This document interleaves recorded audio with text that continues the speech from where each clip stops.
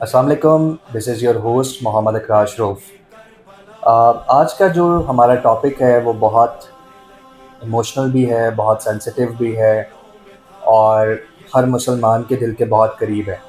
जैसा कि आप सबको पता है कि जब भी मुहर्रम का महीना शुरू होता है तो एक तरफ तो हम नए साल का आगाज़ उसको हम जो है अपने तरीके से सेलिब्रेट कर रहे होते हैं। लेकिन उसी के साथ एक बहुत इमोशनल टाइम भी हमारे लिए होता है कि मुहर्रम के अयाम जो हैं वो शुरू जैसे ही होते हैं तो एक 1400 साल पुराना वाक़या हम सब की मेमोरी में, हम सब की याददाश्त में, यादों में जो है वो ताज़ा हो जाता है। और वो ऐसा ज़ख़्म है, ऐसी तकलीफ़ है, ऐसी पेन है जो 1400 साल के बाद भी किसी भी मुसलमान, चाहे वो अच्छा मुसलमान है, बुरा मुसलमान है, प्रैक्टिसिंग मुस्लिम है, नॉन प्रैक्टिसिंग मुस्लिम है, उसका तकवा किसी भी लेवल का है, हर किसी के लिए इक्वली पेनफुल है। और सिर्फ मुसलमानों के लिए ही नहीं, कोई भी इंसान जिसके दिल में जो अपने सीने में दिल रखता है, बहुत से नॉन मुस्लिम्स हैं, बहुत से गैर मुस्लिम हैं जो कि करबला के वाक़े के ऊपर जिन्होंने किताबें लिखी हैं, आर्टिकल्स लिखे हैं और बहुत फ़ॉरेनर्स ने यू नो आउटसाइड इस्लाम बहुत लोगों ने करबला के ऊपर जो है वो अपने जज़्बात का इज़हार किया। सो ये इतनी बड़ी ट्रेजेडी है, इतना बड़ा इवेंट है कि इसको 1400 साल के बाद भी जो इसकी इंटेंसिटी है वो किसी भी तरह से कम नहीं हुई। सो कहा जाता है कि 1400 years ago a man chose death over silence, और तारीख़ उनको आज तक याद रखती है और जब तक ये दुनिया है, जब तक ये कायनात है, तारीख़ उनको याद रखेगी। Karbala wasn't a battle Hussain रज़ियल्लाहु अन्हु lost, it's the one tyranny that never won. और जो ज़ुल्म है वो कभी जीत भी नहीं सकता। और इस सारे वाक़े में जो लेसन है वो यही है कि हज़रत इमाम हुसैन और उनका ख़ानदान वो ना कभी हार सकता है, ना हारा, और जो ज़ालिम है और जो ज़ुल्म करने वाला है वो कभी नहीं जीत सकता। ये अल्लाह का कानून है और ये ता क़यामत ऐसे ही रहेगा। बहुत से इसमें हमारे लिए लेसन्स हैं, बहुत से असबाक हैं, बहुत से सबक हैं, जो कि अगर हम लेना चाहें तो हम ले सकते हैं, बट अनफॉर्चुनेटली एज़ अ कौम हम कुछ ज़्यादा सीख नहीं सके करबला से। सो करबला हमारे लिए सिर्फ़ एक इवेंट नहीं होना चाहिए, हमारे लिए एक एक्टिविटी नहीं होनी चाहिए, हमारे लिए एक त्यौहार नहीं होना चाहिए जिसको हम सेलिब्रेट करते हैं अपने-अपने रिलीजियस सेंटिमेंट्स के हिसाब से, अपने-अपने रिलीजियस सेक्ट्स के हिसाब से। हमने करबला और जो आशूरा है, जो मुहर्रम है, उसका कॉन्सेप्ट हमने सिर्फ़ एक त्यौहार की तरह ही रखा हुआ है।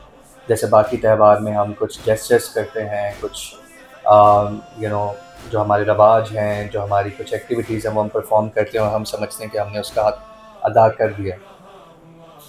अगर मुहर्रम को सेलिब्रेट करना इतना ही आसान होता तो जो 72 का घराना है वो उनको कभी भी अपनी जानों को कुर्बान ना करना पड़ता, ज़ुल्म ना सहना पड़ता। अगर इतना ही आसान होता कि आप कुछ चीज़ों को याद करके और थोड़ा-सा रो के हमें लगता है कि हमने अपना फ़र्ज़ पूरा कर दिया। सो करबला का मकसद समझना बहुत ज़रूरी है, और वो अगर हमें समझ आ जाए तो मुझे लगता है कि जो कुर्बानी का मकसद है वो पूरा हो सकता है, वो हम पूरा कर सकते हैं, हम एज़ अ कौम खड़े हो सकते हैं, और जो हमारा एक जो हुकूमत और जो ताकत हमने लूज़ की है over the period of time वो हम वापस हासिल कर सकते हैं। सो करबला का जो सबसे बड़ा मकसद है वो ये है कि ज़ुल्म के ख़िलाफ़ कभी नहीं झुकना। चाहे आपका दुश्मन कितना ही ताकतवर क्यों ना हो, चाहे आपके हालात कितने ही बुरे क्यों ना हों, चाहे आप कितने ही कमज़ोर क्यों ना हों, चाहे दुश्मन ताकत में, नंबर में आपसे कितना ही बड़ा क्यों ना हो, आपने हमेशा हक़ सच के साथ खड़े होना है। और दुश्मन, आपका हुक्मरान, आपका जो भी ओपोनेंट है, वो जितना भी ज़ालिम क्यों ना हो, जितना भी ताकतवर क्यों ना हो, आपने उसके आगे अपना सर ख़म नहीं करना, आपने उसके हाथ पे बैठ नहीं करनी। सो आज के दौर में अगर हम देखें तो ये बहुत ही आसान बात है कॉम्प्रोमाइज़ करना। लोग चंद हज़ार के लिए कॉम्प्रोमाइज़ कर लेते हैं, चंद रुपीस के लिए कॉम्प्रोमाइज़ कर लेते हैं, अपने रिश्तों को बचाने के लिए कॉम्प्रोमाइज़ कर लेते हैं, अपने ईगोज़ को सैटिस्फ़ाई करने के लिए कॉम्प्रोमाइज़ कर लेते हैं, दुनियावी फ़ायदों के लिए कॉम्प्रोमाइज़ कर लेते हैं। सो करबला की जो स्टोरी है उसका बैकड्रॉप एक बहुत, आज के हिसाब से एक बहुत ही मामूली अ, एक रिक्वेस्ट थी, एक बहुत ही मामूली, आज के हिसाब से अगेन मैं कह रहा हूँ कि बहुत ही एक छोटी-सी रिक्वेस्ट थी कि बस एक हुक्मरान यही कह रहा था कि आप मेरी बैक कर लें, जो कि आज या बहुत उसके बाद बहुत से ऐसे वाक़यात होंगे, हज़ारों लाखों, जब किसी हुक्मरान ने एक्सपेक्ट किया होगा या किसी ज़ालिम ने ये एक्सपेक्ट किया होगा कि जो अवाम है या जो इन्फ्लुएंशियल लोग हैं वो उसकी बैक करें ताकि अवाम में हुकूमत करना आसान हो जाए। लेकिन इसके बावजूद हज़रत इमाम हुसैन और उनके घराने ने यज़ीद की बैक नहीं की, ज़ुल्म को सपोर्ट नहीं किया, जहाँ पे बहुत से लोग कर रहे थे, ज़्यादातर लोग कर रहे थे। क्योंकि ये जो वाक़या हुआ, ये जो शहादतें हुईं, ये किसी ईसाई, यहूदी, हिंदू के हाथों नहीं हुईं। वो शहादतें करने वाले भी, ज़ुल्म करने वाले भी मुसलमान कहते थे खुद को। जो लोग वो सब तमाशा देख रहे थे, सब तकलीफ़ देख रहे थे और सब कुछ देख रहे थे, वो भी मुसलमान थे। और मुसलमानों के शहर में ही, मुसलमानों के हाथों से ही ये सारी ट्रेजेडी हुई। और जो कि शायद इस तरह की छोटी ट्रेजेडीज़ हमारे आस-पास हो रही हैं, जहाँ पे ज़ुल्म हो रहा है और लोग देख रहे हैं और सब कुछ चलता जा रहा है।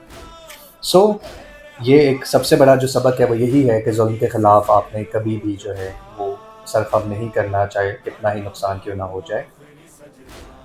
सेकेंडली, किसी ने बहुत खूब कहा था कि every land is Karbala, every day is Ashura, the question is always where do you stand. So Ashura कोई ऐसा वाक़या नहीं था जो एक दफ़ा हो गया और उसके बाद वो सिचुएशन कभी नहीं आती। वह ये ऐसी सिचुएशन है जो हम सब डेली बेसिस पे फेस करते हैं, डिफरेंट कैपेसिटी में, डिफरेंट हालात में, डिफरेंट सिचुएशन में।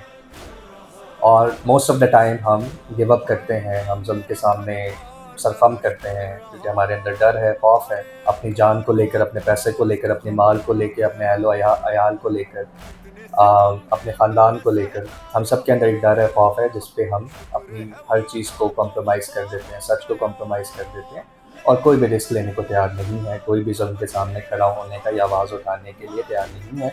और यही वजह है कि हमारे माशरे में, हमारी दुनिया में, इस पूरी दुनिया में ग्लोबली हम देख रहे हैं कि हर जगह ज़ुल्म प्रिवेल कर रहा है, चाहे वो गज़ा है, चाहे वो ईरान है, चाहे वो पाकिस्तान है, चाहे वो अफ़गानिस्तान है, चाहे वो वेस्ट है। हम देख रहे हैं कि ज़ुल्म जो है वो पूरी दुनिया में प्रिवेल कर रहा है और हम सब उसका निशाना बन रहे हैं।